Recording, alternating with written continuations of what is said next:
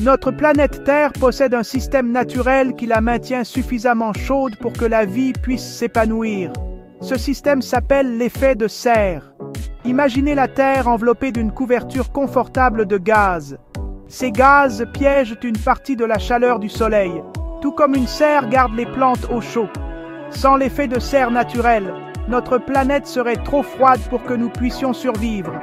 Cependant, les activités humaines perturbent maintenant cet équilibre, conduisant à un effet de serre accru et au réchauffement de la planète. C'est là que réside le problème. Depuis la révolution industrielle, les activités humaines libèrent des quantités croissantes de gaz à effet de serre dans l'atmosphère. C'est comme ajouter des couches supplémentaires à la couverture de la Terre, piégeant plus de chaleur que nécessaire. La combustion d'énergie fossile, telles que le charbon, le pétrole et le gaz, pour produire de l'énergie, est un contributeur majeur à ce problème.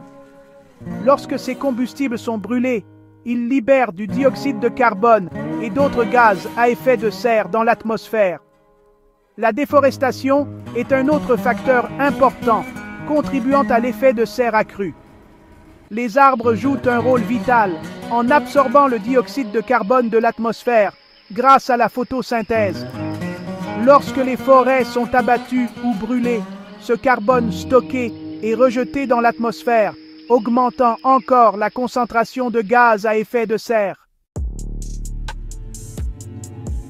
Les conséquences du réchauffement climatique sont vastes et se font déjà sentir dans le monde entier.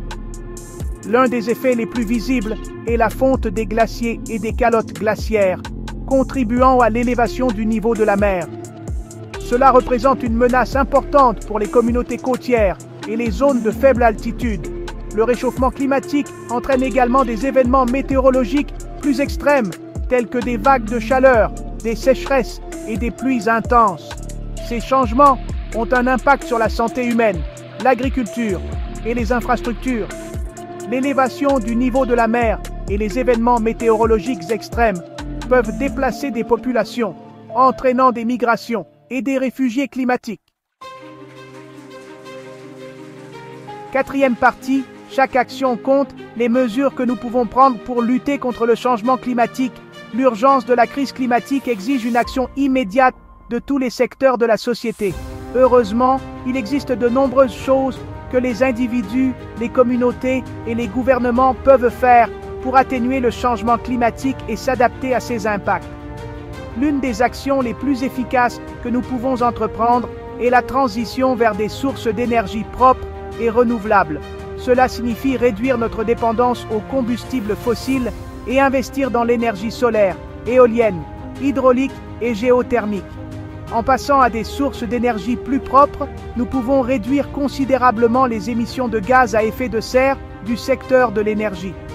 Des actions simples comme l'utilisation d'appareils électroménagers économes en énergie, l'isolation de nos maisons et le choix des transports en commun ou du vélo au lieu de conduire seul peuvent faire la différence. Cinquième partie. Notre responsabilité collective. Un appel à l'espoir et à l'action.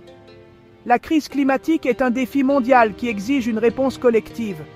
En adoptant des pratiques durables, en plaidant pour le changement et en tenant nos dirigeants responsables, nous pouvons créer un avenir meilleur pour nous-mêmes et les générations à venir. Il est facile de se sentir dépassé par l'ampleur de la crise climatique, mais nous ne devons pas céder au désespoir. Au lieu de cela, canalisons notre inquiétude en action et soyons la génération qui prend la responsabilité du bien-être de notre planète. N'oubliez pas que chaque petit pas que nous faisons, aussi insignifiant qu'il puisse paraître, nous rapproche d'un avenir meilleur.